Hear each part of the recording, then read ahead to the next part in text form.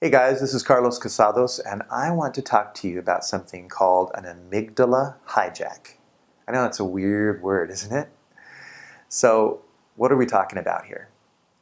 So, we're talking about parts of the brain. So, if I were to show my fist here, and this were the shape of the brain, I'd have my brain stem, and I'd have the inner portions of the brain, so the hippocampus and the amygdala, and they'd be inside and underneath the prefrontal cortex of the brain.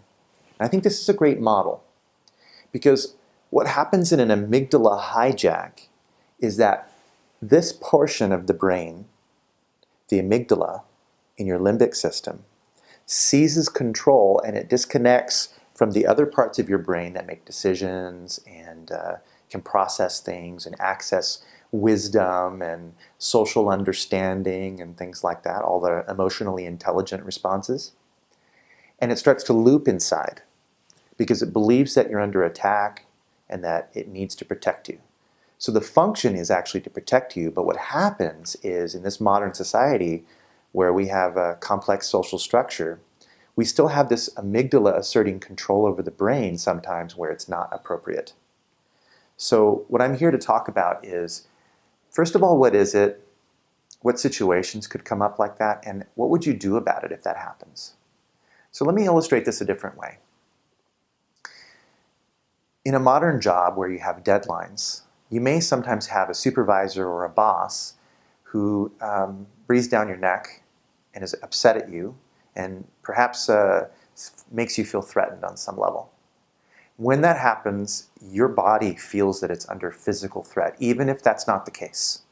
Just the words themselves, when you're being attacked, can cause a person to feel like they're being physically assaulted. And when that happens, you really have a choice. It's fight, or freeze. Any one of those three responses is when your amygdala asserts control and it takes control of your whole chemistry system. It may release adrenaline and cortisol and things like that and epinephrine to get you to physically act in some way. But in this modern society, you can't turn around and club your boss in the head. That's not legal and moral or ethical to do so, and it's not advisable in any way. But you still feel in your body as though you're supposed to do that. Or maybe your body's telling you you need to run away. Or maybe it's telling you you need to freeze and cower under the desk and tremble, right? So the same kind of thing could happen. Let's say you have a moment of road rage or you know someone who has road rage, where someone cuts you off or they flip you the finger and suddenly, oh, it's life or death, right? I mean, it's just driving. But suddenly you feel that you need to defend yourself. And so rage rushes through your body and all this energy is telling you, oh my gosh, I'm going to smash that person, right? And for a period of time, your ability to choose appropriately kind of goes out the window and you're not able to use these prefrontal cortex, these higher cerebral functions in the brain, and you're only using your base brain. So it's that part of the reptilian part of the mind, right? So the hallmark of an amygdala hijack is that you have an extreme emotional reaction to some stimuli, whether it's fear, freezing, anger, that kind of thing. And another hallmark is that once it cools off, once you feel like it's over, you look back at yourself for a moment and you go, oh my God, why didn't I say this or that? Or why didn't I do this or that? What was I thinking? That's when your higher cerebral functions kick back in and you're no longer being hijacked, and now you've got to deal with the consequences. So we see this also in domestic abuse situations on both sides in different ways, right? So what I've learned through studying this and through practice is that it's extremely important, first of all, to identify what it is really clearly and think back. What are situations in my life, in your life, where you may have felt like extreme anger, extreme rage, extreme fear, and then you cooled off after a little bit and wondered what you just did? Why did you just do that? The second thing is we need to realize that the number one thing you can do is identify it when it's happening. So that's part of mindfulness, right? We have to say, okay, I'm experiencing this big, huge spike in feelings. But if you stay inside your body, in your mind, you'll probably keep feeling it. So the number one thing you do after that is just to step out. So you mentally picture yourself and you start describing yourself from afar. So it's like, if it were me, I'd say, whoa, Carlos is feeling really angry right now.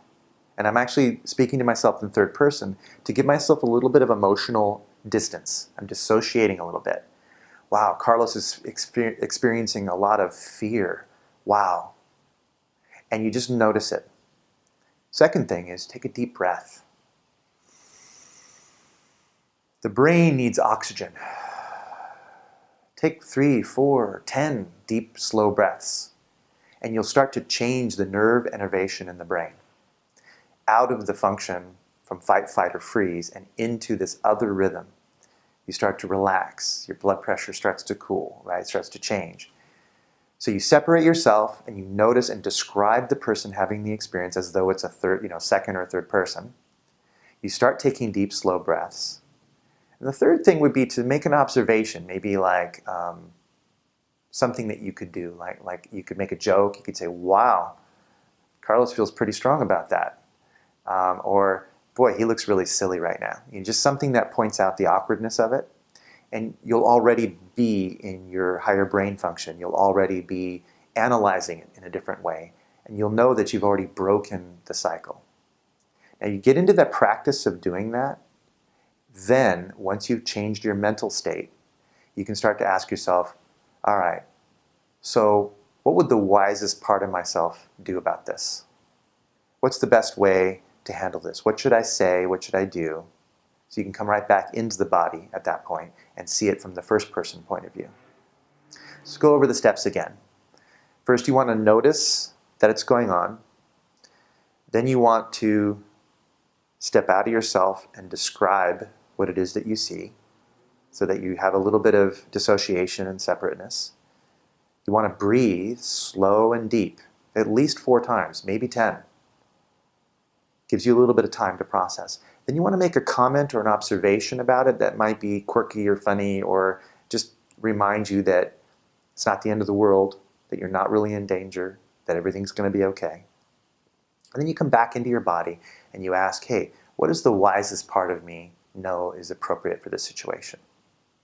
It's really that simple, but sometimes the simplest things are the hardest for people to do. If you've gotten used to behaving that way, reacting that way, you have a habit. And it's going to be easier for you to go into an amygdala hijack each and every time until you practice what I just said repeatedly. Sometimes it might be rehearsing before you've ever had a problem. So you might, if you've had a problem with this in the past, you might close your eyes and visualize what would happen if you had that situation. And you want to do that several times so that your brain gets used to what it is you're going to do. It's like a fire drill or an earthquake drill. The more times you practice it, the more automatic it will become. And eventually, you'll replace the old normal with a new normal. And you'll be well on your way to avoiding any kind of amygdala hijack in the future. Thanks again.